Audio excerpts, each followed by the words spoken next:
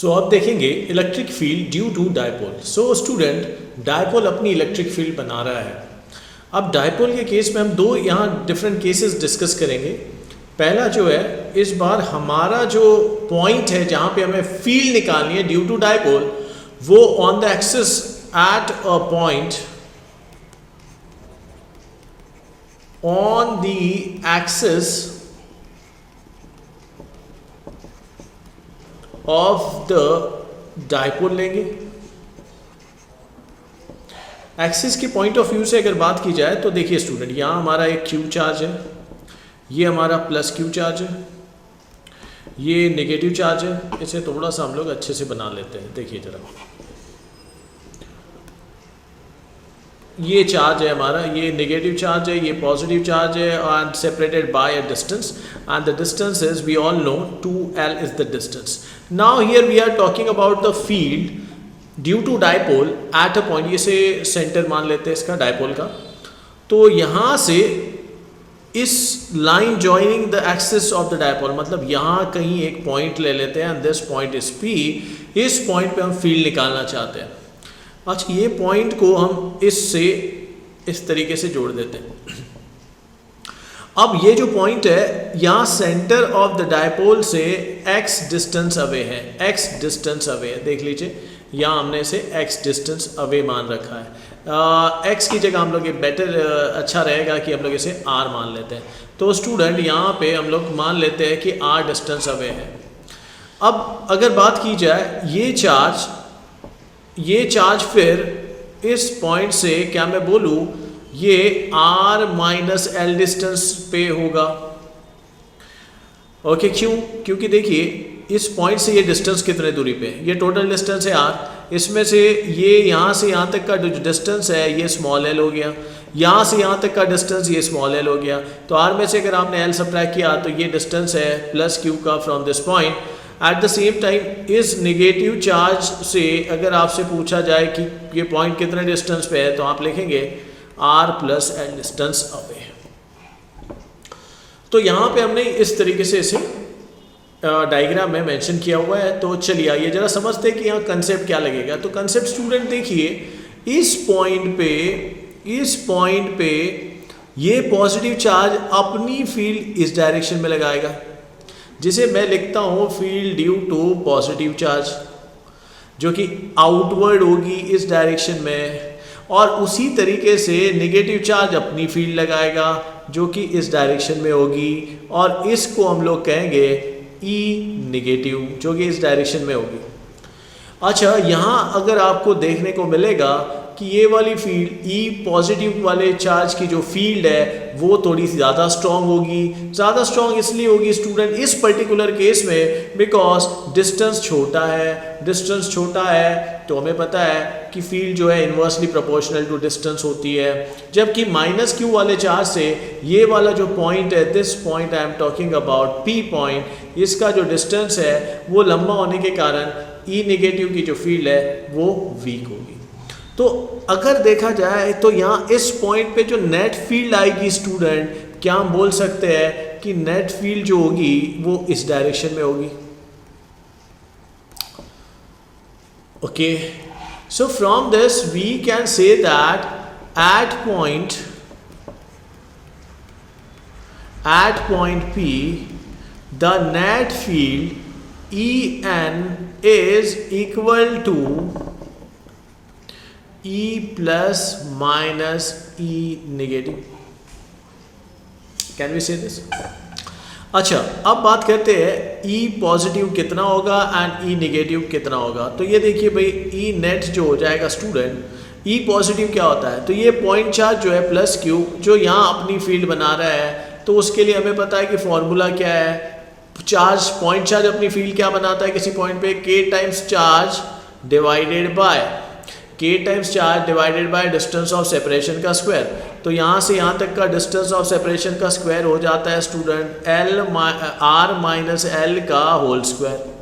Minus जैसे कि वैसे यहाँ माइनस Q वाला चार्ज क्या बनाता है अपनी, माइनस नेगेटिव चार्ज क्या बनाएगा अपनी फील्ड यहाँ पे, तो चार्ज का मैग्नीट्यूड तो क्यू ही होगा स्टूडेंट, यहाँ माइनस नहीं लिखेंगे हम लोग। सो के Q upon distance of separation का स्क्वायर, तो यहाँ हो जाएगा आर प्लस एल का स्क्वायर। तो यहाँ पे हमने इस तरीके से इसे लिख दिया। आइए जरा इसको फर्दर सॉल्व करते हैं। तो अब क्या होगा, तो इसके आगे देखिए क्या हो सकता है। तो यहाँ से हमें जो कॉमन दिख रही है चीज़ें उसे लिख देते हैं। ई एन हो जाएगा स्टूडेंट के क्यू और ब्रैकेट के अंदर आ जाएगा 1 अपॉन आर माइनस एल का स्क्वायर, और ये हो जाएगा 1 अपॉन आर प्लस एल का स्क्वायर। अब इसको क्रॉस मल्टीप्लाई करते हुए हम इसको लिख देते हैं ई एन इक्वल्स टू के क्यू। के पता है ना क्या है, के is 1 upon 4 pi epsilon not 1। अब ये इसको इधर कर लेते हैं, ये हो जाएगा आर प्लस क्रॉस मल्टीप्लाई करिए अंदर minus of R minus L का whole square divided by R plus L का square into R minus L का स्क्वायर। अब इसे आगे फिर बढ़ते हैं हम, यहाँ लिख देते हैं के क्यू और यहाँ लिखेंगे student R square plus 2RL plus L का स्क्वायर माइनस, अब यहाँ माइनस है तो इनका साइन चेंज करना पड़ेगा हमें। तो ये माइनस है, अच्छा ये इसका आर ए माइनस बी का होल स्क्वायर है, ए माइनस बी का होल स्क्वायर होता है A square minus 2AB plus B square, लेकिन यहाँ माइनस होने के कारण सबके साइन चेंज हो जाएंगे। तो ये हो जाएंगे R square plus 2RL minus L square divided by, अच्छा ये आप देख सकते हैं, ये देखिए क्या हो रहा है स्टूडेंट, आर प्लस एल का स्क्वायर और ये है आर माइनस एल का स्क्वायर। तो can we write like this R plus L into R plus L into R minus L into R minus L, ये हम लोग लिख सकते हैं इसको। अच्छा एक ये ले लो और एक ये ले लो, तो ये हो जाएगा R square minus L square, और ये इन दोनों को आप कह सकते हो R square minus L square. तो इसका मतलब है ये R square minus L square का होल स्क्वायर हो गया, मतलब इसकी जगह हम लोग ऐसे लिख सकते हैं। तो ये देखते हुए हम लोग यहाँ नीचे लिख सकते हैं R square minus L square, ये हो गया होल स्क्वायर। तो ये आर प्लस एल का whole square into R minus L का होल स्क्वायर को हमने इस तरीके से लिख लिया जो कि आपके आगे। चलिए आगे बढ़ते हैं स्टूडेंट। ओके अब इसे फर्दर सॉल्व कर लेते हैं। देखिए क्या हो रहा है, कुछ कैंसिल हो रहा है, हमें दिख रहा भी है R square plus R square minus R square plus L square minus L square, ये कैंसिल हो गया और जो बचता है आपके पास वो कुछ ऐसे है। तो ई एन आ जाता है आपका के Q 2RL in plus 2RL, ये हो जाता है 4RL, और नीचे आ जाता है आपका R square minus L square raised to the power 2। अब मैं थोड़ा सा चीज़ों को चेंज कर रहा हूँ, यहाँ पे थोड़ा अरेंजमेंट, मैं इसको लिख रहा हूँ, देखो इसको लिख रहा हूँ के आर जैसे कि वैसी, और 4 को लिखता हूँ 2 इंटू 2, तो मैंने ऐसे लिख दिया 2QL, इस तरीके से रीअरेंज किया ऐसे। देखिए क्या हो रहा है, मतलब 4 को लिख सकते हैं 2 इंटू 2, तो उसमें से मैंने 2 यहाँ लिख दिया, K और R को आगे लिख लिया और 2 इंटू Q इंटू L। अब ऐसे लिखने के पीछे की वजह ये है स्टूडेंट कि हमें पता है कि यहाँ जो डायपोल मोमेंट होता है डायपोल का, वो कहलाता है 2QL। तो यहाँ पे हम मान लेते हैं कि ये 2QL को हम लोग रिप्लेस कर सकते हैं, क्योंकि डायपोल मोमेंट होता है 2 टाइम्स ऑफ QL।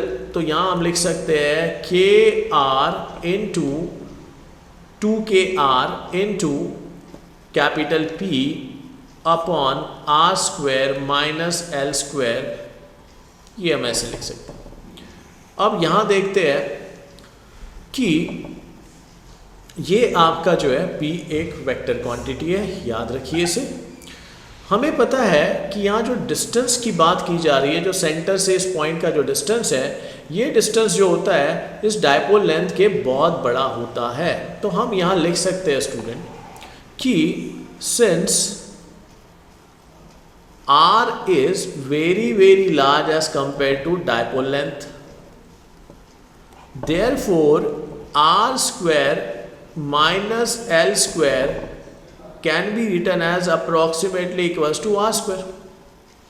तो इस तरीके से हमारा जो रिलेशन यहाँ बन जाता है, therefore En equals to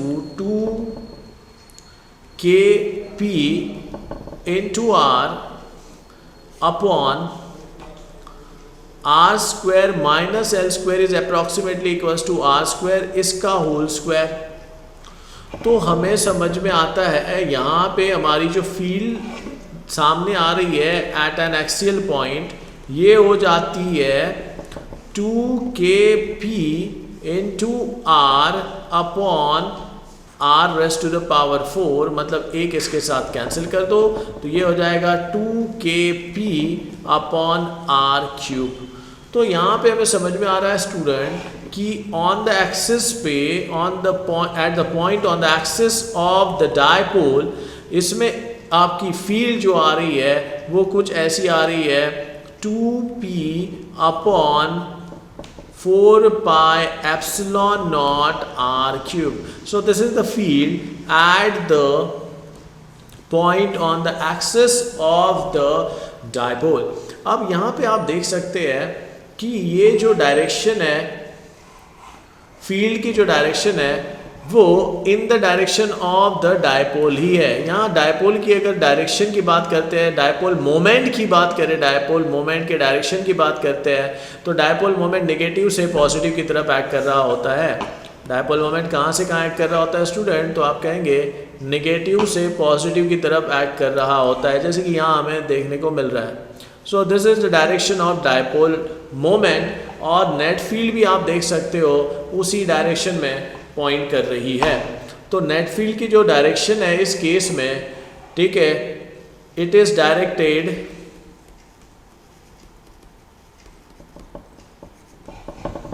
in the direction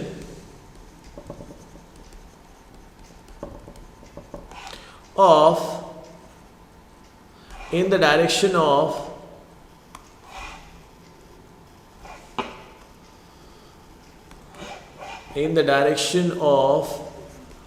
dipole moment।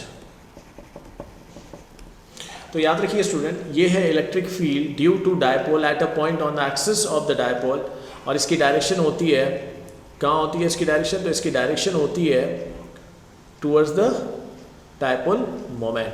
अब एक चीज़ याद रखिए, ये जो है, ये जो फॉर्मूला डिराइव किया गया, ये फॉर्मूला स्मॉल डायपोल के लिए किया गया, शॉर्ट डायपोल के लिए। अगर बड़ा डायपोल होता then we can use this formula. फिर हम लोग ये नहीं लिख सकते, अगर बड़ा डायपोल है मतलब ये जो लेंथ है, डायपोल लेंथ है, ये आर के मुकाबले कंपेरेबल है, या फिर आप ये कह सकते हो डायपोल बड़ा है ऐसा न बोलते हुए, अगर मान लो ये डिस्टेंस बहुत छोटा कर लिया आपने, डायपोल बड़ा है ये कहने की बजाय अगर हमने कहा कि डिस्टेंस बहुत छोटा है एज कम्पेयर टू, डिस्टेंस छोटा है comparable to the length, in that case हम लोग ये फॉर्मूला यूज़ नहीं कर सकते। ये formula, this formula is applicable in case of very short dipole. तो ये दिस फॉर्मूला इज एप्लीकेबल